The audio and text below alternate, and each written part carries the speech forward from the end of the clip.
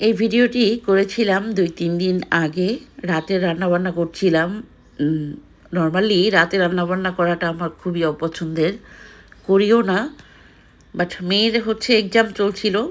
তো তারপর হচ্ছে রান্নাবান্না, খাওয়া-দাওয়া এটা আর হচ্ছিল না লাস্ট কয়েকদিন ধরে।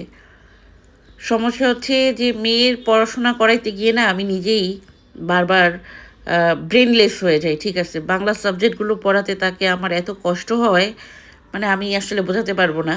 যার দরুন আমার অন্য কাজকর্মগুলো হয় না। তো ২ টুকরো মাছ, বোয়াল মাছ লবণ হলুদ দিয়ে ফ্রিজে রেখে দিয়েছিলাম মাখিয়ে। তো ওটাই ছিল অবশিষ্ট। ওটাই ভেজে নিচ্ছি মরিচ, পেঁয়াজ দিয়ে। কোনো মসলা-টসলা দিব না। তো বাড়ি থেকে আসার পর ওইভাবে বাজারও করা হয় নাই। উম মেয়েকে নিয়ে আসলে আমরা প্যারার মধ্যেই আছি। তো ফ্রিজে টুকটাক যা আছে ওটাই খাওয়া হচ্ছে। তো আগামী মাসে স্যালারি হলে হয়তো একবারেই বাজার-টাজার করব। তো ভাত রান্না হয়ে গেছে, মাছ ভেজে নিয়েছি। এখন জাস্ট মরিচ, পেঁয়াজ ভেজে এটাকে রান্না করে ফেলবো। আর কোনো মসলা-টসলা দিব না। এই টাইপের মাছ ভাজা কিন্তু আমার খুব ভাল লাগে। ফাইনালি আমার রান্নাবান্না কিন্তু হয়ে গেছে। ভীষণ টেস্ট ছিল। আর লবণ হলুদ দিয়ে মাছ মাখিয়ে রাখলে অনেকদিন পরেও ভালো থাকে।